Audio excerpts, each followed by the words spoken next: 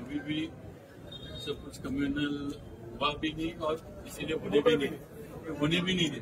बहुत अच्छी मुस्लिम समाज के लोगों ने भी और बाकी सब हिंदू समाज के सब ने।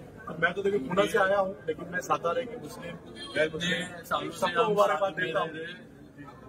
हमारी ये है कि सब साथ में रहनी चाहिए। नहीं बिल्कुल सही है सर। वेस्टर्न महाराष्ट्र में सातारा बहुत सुकून की जगह, सब जगह डिस्टर्बेंस होता है, यहाँ नहीं होता, मिलके रहते हैं, बड़ी बात है। सही करते ये वजीर चौधरी साहब ये आप टूर कराएंगे। तो जितने जो थोड़ा साइड में आ जाएंगे, इन लोगों को प्लीज थोड़ा जगह देते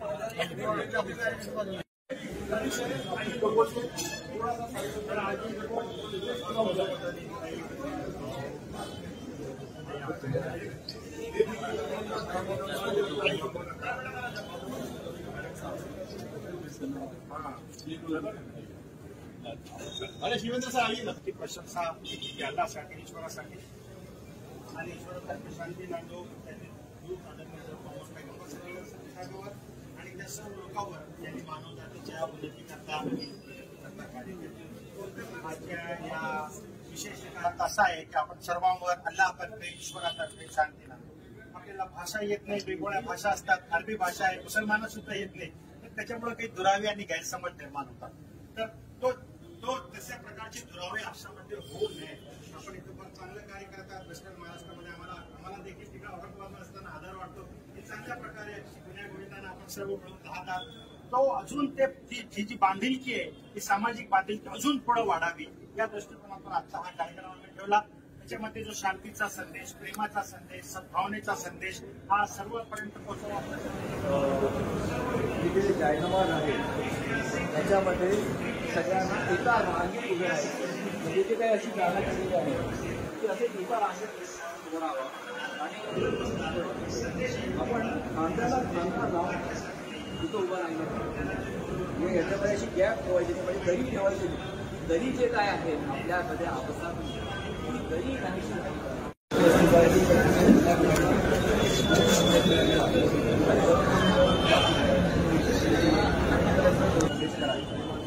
दुआ करायची की हे ईश्वरा तू माझ्यासाठी चिंतेची दारं उघड।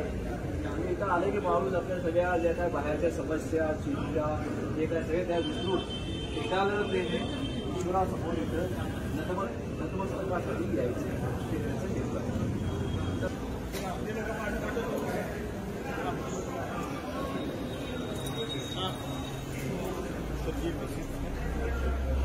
हा मस्जिदचा जो भाग आहे समोर एक भिंत दिसते, त्या भिंतीपासून या समाधी ज्या आहेत तिथे आपल्याला पाहू की हे जायनमाज नमाज अदा करतो ते स्वच्छ असले पाहिजे आणि ते एक वेळापत्रक बनवलेलं आहे।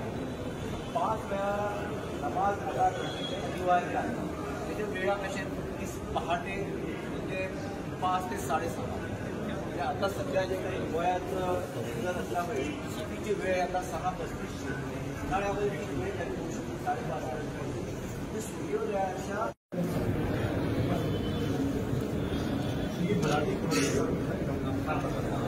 तर हे कुराणचं जे मराठी भाषांतर केलेलं होतं काय होतं की फक्त भाषांतरावरून लोकांना समजण्यासाठी अडचण येत होती, म्हणून आपण दिलेलं आहे।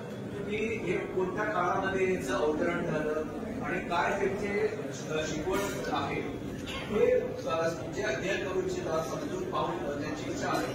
36 व्हॉल्यूम्स देणार आहे त्यांचे